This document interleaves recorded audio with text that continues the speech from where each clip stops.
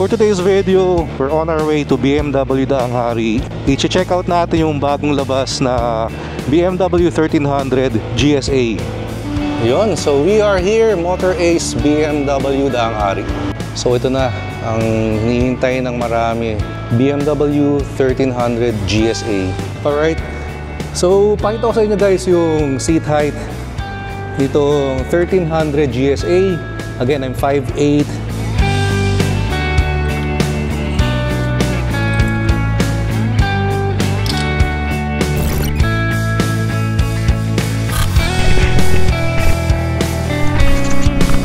Kung mahilig ka sa mga adventure bike, parang ito, ADV 160. Sigurado ako, isa sa mga pangarap mong magkaroon in the future is yung BMW adventure bikes. And for sure, most of us, pinapangarap yung 1300 na GS. Sa karamihan sa atin, yun ang endgame bike natin o retirement bike. Pero yung bagong labas ngayon na GSA or GS Adventure, yun ang talagang ultimate adventure bike ni BMW. As far as I know, bulkier yun sa GS kasi mas malaki yung gas tank nun. And tingin ko sa pictures parang mataas din siya. Although I'm pretty sure may dynamic height, ano rin naman yan, seat height adjustment. Yung 1300 GS kasi, yung na-try ko before, ano pa yun medyo sporty pa. Kung baga ultimate adventure bike na may pagka-sporty. Ito ang GSA, siguro one thing's for sure, hindi to sporty. Talagang ano to, pang adventure. Pero malalaman natin mamaya, makita natin in person. Kaya tara, sama kayo. Aalamin natin lahat ng difference ng BMW 1300 GSA. Yun, na-miss natin dumaan dito. Daang Hari Gaming. Guys, sorry plug ko na rin pala very quick. Kasi alam nyo naman na tinabla tayo ni TikTok. So meron na tayong bagong TikTok account, newbie.rides. Sa mga hindi pa naka-follow, yun, favor naman guys, pa-follow. Ano kasi tayo, start from scratch dun. Naban yung account natin na may 11,000 followers. So yun, wala naman tayo magagawa. Kaya sa mga nagtitiktok na motovloggers, pag magpo-post kayo ng nakamotor kayo dun, kailangan ng takbo nyo 20 kph lang. Ewan ko dyan kay TikTok. Kasi from what I heard, marami na rin motovloggers na ban. Sana kasi sabihin na lang nila sa umpisa pa lang kung bawal ba ang motor. Maraming salamat pala doon sa mga nanood and nag-comment sa huling video natin. Yung top 5 likes natin kay ADV 160 after 6 months of ownership. Yun na siguro ang video ko na may pinakamaraming comments. So nakakatuwa lang. And doon nyo rin pala makikita na marami rin tayong nabudol na mag-ADV 160 sa mga videos natin. Honda Philippines, baka naman. Joke lang, ano yan. Supportado natin yung Honda Philippines. Yun lang, parang medyo traffic pabalik Ang dami rin kasing ginagawa dito sa Daang Hari ngayon. Kaya kung naka 4 wheels kayo, medyo baka maipit din kayo sa traffic. Maswerte rin yung mga nakatira dito sa area na to Talagang well developed na May Via, may Villar City. Ito, may bago pang ginagawa mall. So anything na kailangan nyo, available na. By the way, doon sa mga nagtatanong pala dito sa Chigi, yung sa blind spot warning, kahit na hindi ako nakatingin dito, since nakakonect naman yung intercom ko sa phone, ito yung phone nakakonect sa Chigi, pag merong blind spot warning, may naririnig din akong beeping sound. So napakalaking tulong rin yun. Malaking bagay. Kasi every time maririnig ko yung beeping sound na yun, hindi ako nag-change ng lane. Kasi alam ko meron sa blind spot ko. Try natin orasan yung 0 to 100 natin dito. Kasi dati nung gumawa ako ng time trials dito sa ADV 160, hindi ako maabot ng 100 dun sa dun sa spot malapit sa Motor Ace. Kaso rolling hindi from stop. So baka hindi rin tayo maka 100. Daming sasakyan. Wala abort. Kahit orasan natin hindi rin accurate. Kasi rolling start Naabutan pa tayo ng stoplight.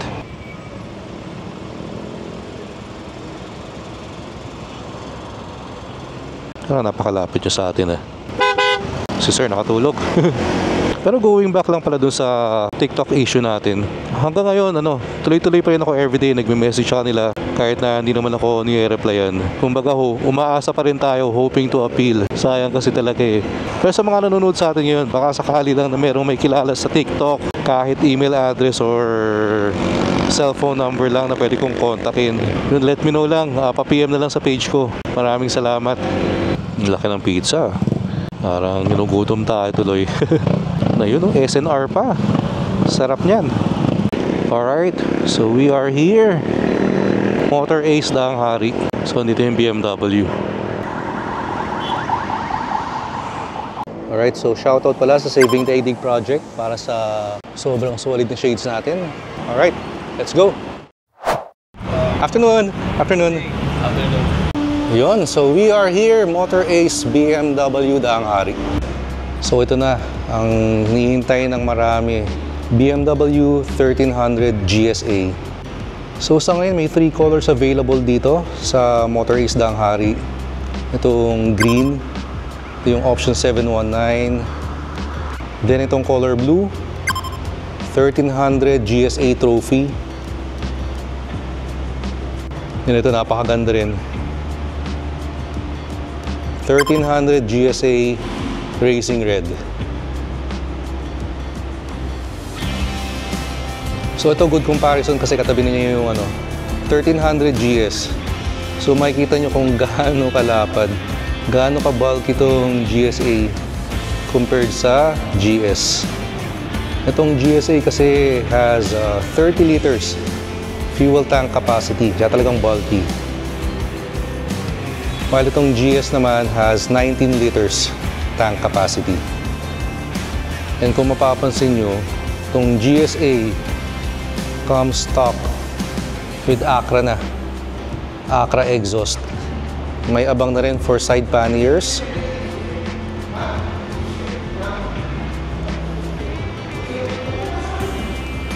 And meron din dito tingin ko pang nila to for BMW tank bag. And kung mapapansin nyo, iba yung design ng crash guard. So sabi sa akin kanina, design to para hindi mag-tip over yung bike in case na mag-slide. Incorporated na rin yung signal light sa handlebar.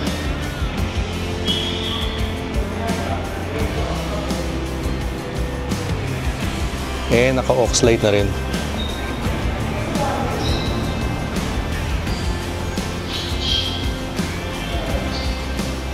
So wala ka na rin masyadong ikakabit dito pag bumili ka. Kumpletong-kumpleto na.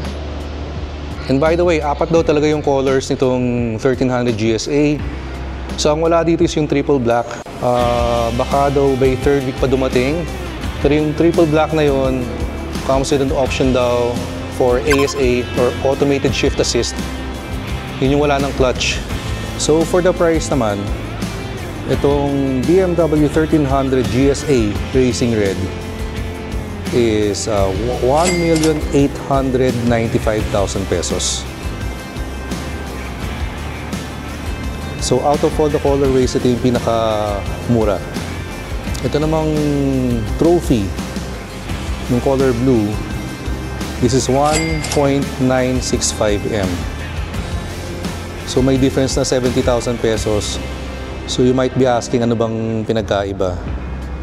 So for one, itong aux light nitong red, mapapansin nyo walang grill. Well, this one, yung sa trophy, meron ng grill. And yung mga garnish dito, plastic. While dito sa trophy, aluminum. And meron din ditong abang na mount for side bag. Dito sa red wala. And mapapansin nyo rin pala yung windshield nito is plain lang. While sa trophy naman, ito, meron parang garnish dito. And of course, itong top of the line, itong 1300 GSA na option 719, this is 2,095,000 pesos. Meron din siyang grills sa aux light, pero wala siyang wala siyang side bag mount, and wala rin siyang aluminum garnish dito. Pero color black yung crash guard niya, and of course yung option 719 parts.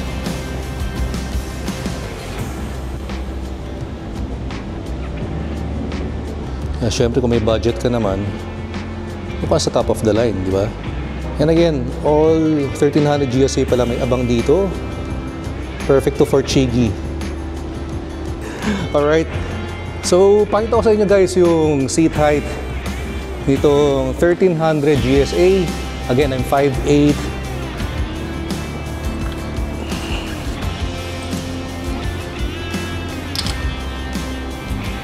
Kaya naman, no? And surprisingly, napaka-lightweight niya, ang gaan.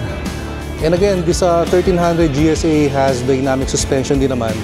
So pag nakatigil ka, mababa talaga yung seat height. Then once you move, kusa na siyang tumataas. King of the road ka talaga dito. Grabe yung presence mo, napaka-bulky niya. Thank you, Sir D.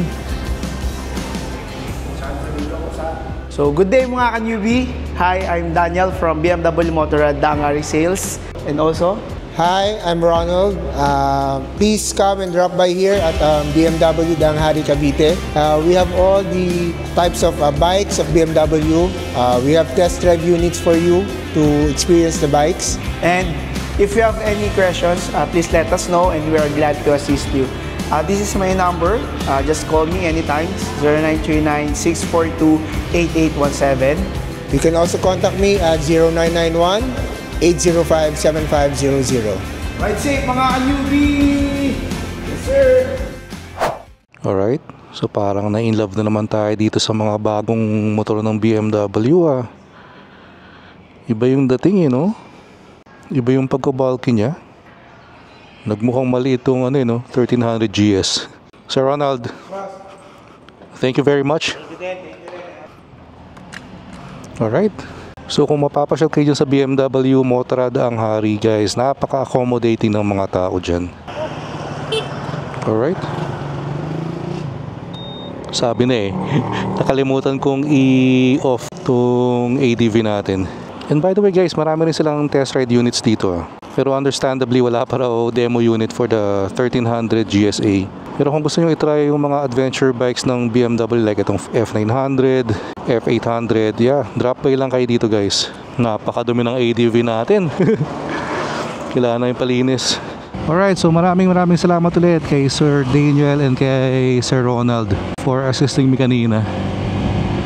Sure yan, sasabihan din nila tayo pag meron ng available na demo units for the 1300 GSA. Kaya hopefully sana isa tayo sa mga unang maka-test ride. May napanood rin pala akong video recently yung sa launch nitong 1300 GSA. Kasi sabay-sabay yata yung launch niyan across all branches. And yung sa Pampanga na Motorrad, ang unang nakabili ng GSA ay si Alfred Watermax. Grabe talaga yun. Tindi ng motorcycle collection nun ni Sir Alfred. Dito kaya sa Danghari, sino una nakakuha? Sana in the future may makita akong ganyan GSA. Kahit GS lang, goods na ako. Tapos may papel na nakalagay sa upuan, sold to newbie rides. Manifest natin yan. By the way guys, we're very close to hitting 10,000 subscribers pala dito sa YouTube channel natin. So once lang natin may hit yung 10,000 subscribers. Kaya make sure na you're part of the Newbie Rides family pag nagawa natin yun. Kaya kung di ka pa nakasubscribe, please click the subscribe button below and like and share the video. Salamat. Guys, sa mga nakapanood pa rin itong video, kung bibigyan kayo or kung magkakaroon kayo ng BMW 1300 GSA, anong pipiliin nyo? Yung red, yung blue, o yung green? So favor, pa-comment down below naman kung anong color ang gusto nyo. Tingnan natin kung anong color ang maraming may gusto. Alright, so medyo dumidilim na. Maaga ng maggabi. So magpapasko na. Pero maraming salamat sa mga nag-join sa atin today. Kita kayo sa next video. And ingat kayo lahat palagi. Always ride safe. Peace out.